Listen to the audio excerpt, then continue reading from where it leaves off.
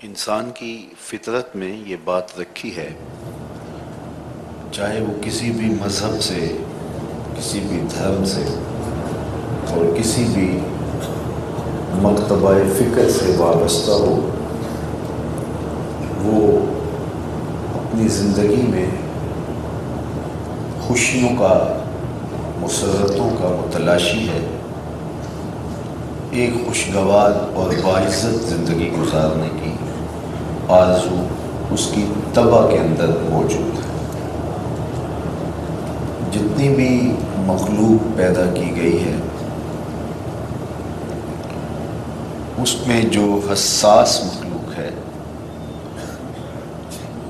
اور شعور اور فہم کی دولتوں سے مالا مال ہے، اس میں یہ آرزو اور یہ تمنا بلا تفریق رنگ و نسل پائی جاتی ہے۔ میں اور آپ بھی یہ آرزو رکھتے ہیں کہ ہم ایک ستھری، پاکیزہ، خوبصورت، خوشگوار، مسرتوں سے بھری ہوئی زندگی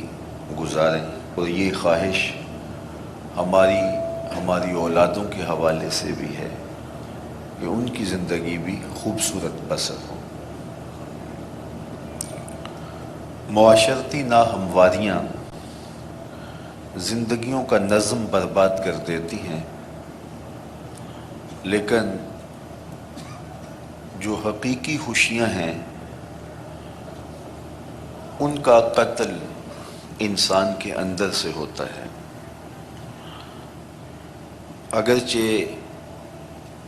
ماحول انسان کے اطراف اسے متاثر کرتے ہیں،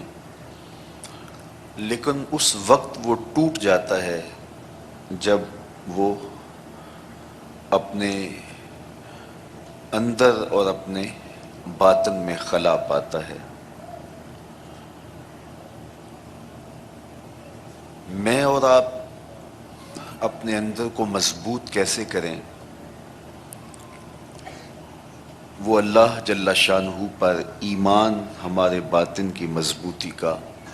ساماں ہے۔ انسانی فطرت کے اندر اللہ جل شانہ سے محبت کا جذبہ رکھا گیا ہے، اور وہ اس کے بغیر کبھی بھی تسکین اور قرار نہیں حاصل کر سکتا۔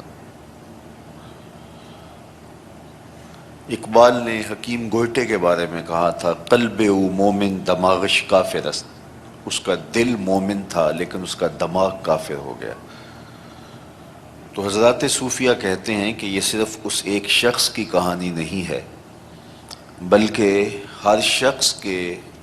دل میں تخم ایمان موجود ہوتا ہے، اور اس کو آبیاری نہیں ملتی تو وہ بیج مر جاتا ہے۔ کل مولود یولد علی الفطرہ فابواہ یہودانہ او یمجسانہ او ینصرانہ او کما قال النبی صلی اللہ علیہ وآلہ وسلم۔ ہر بچہ فطرت اسلام پہ پیدا ہوتا ہے، اب اس کے والدین اس کو یہودی کرتے ہیں، عیسائی کرتے ہیں، وہ مجوسی بن جاتا ہے، تو وہ ماحول کی وجہ سے ہوتا ہے، لیکن اس کی فطرت میں ایمان رکھا گیا ہے، اس کی فطرت میں اسلام رکھا گیا ہے، اس کی طبع میں اللہ کی محبت رکھی گئی ہے۔ اور کافر کو کافر اسی لیے کہتے ہیں کہ وہ اس کو چھپاتا ہے۔ اصطلاح میں تو کافر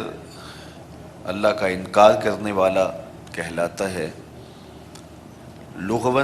لغتاً اس شخص کو بھی کافر کہتے ہیں جو زمین کو کھود کر کے بیج چھپاتا ہے،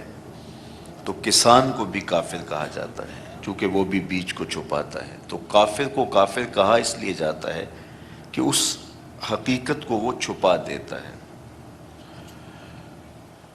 تو کوئی شخص کتنی ہی مسرتیں اور خوشیاں حاصل کر لے، اور ہر وہ چیز جو ذریعہ ہے مسرت کا اور خوشی کے حصول کا اس کو میسر آ جائے،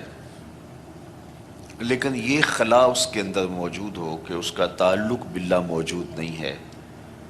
تو وہ ہمیشہ ایک سکم اپنے اندر محسوس کرے گا جو ایک نادیدہ اضطراب اور پریشانی کا سبب ہوگا، اور وہ خلا اس کو ساری زندگی بے چین رکھے گا۔ اور مومن بہت ساری کوتاہیوں کے باوجود اور بہت ساری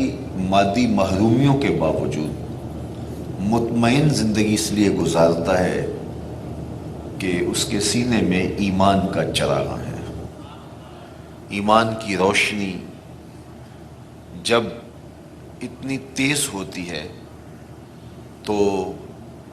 پھر کوئی اور دکھ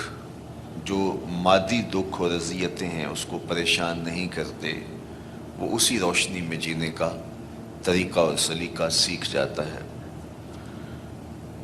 اللہ کے محبوب علیہ السلام نے کتنی خوبصورت بات ارشاد فرمائی کہ جب اللہ پر ایمان مضبوط ہوتا ہے تو پھر اس کے تقاضے بھی ساتھ بندہ مومن کو نصیب ہوتے ہیں۔ اللہ پر توکل پیدا ہو جاتا ہے، اس کی رضا میں راضی رہنا سیکھ جاتا ہے۔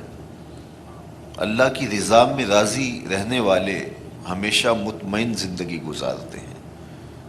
چونکہ ان کا یہ یقین ہوتا ہے کہ جو کچھ ہے وہ اللہ کی طرف سے ہے، تو کبھی انہیں زندگی میں کوئی مشکل، کوئی پریشانی آ جائے تو اس سے وہ دل برداشتہ نہیں ہوتے،